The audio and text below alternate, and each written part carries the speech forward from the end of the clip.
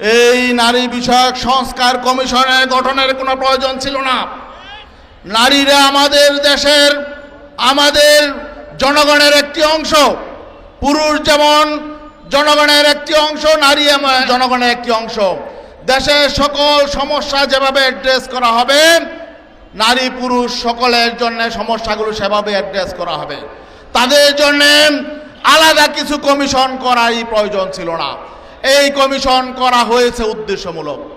আমরা জানি এই ফ্যাসিবাদী আওয়ামী লীগ সরকারের আমলে নারী নীতি পেশ করা হয়েছিল, কিন্তু নারী নীতি প্রবল বিক্ষোভের মুখে, জনগণের আপত্তির মুখে নারী নীতিতে শিডিউল সংক্রান্ত সনদের আপত্তিকর দুটো ধারা বাদ দিয়ে সেটা গ্রহণ করা হয়েছিল।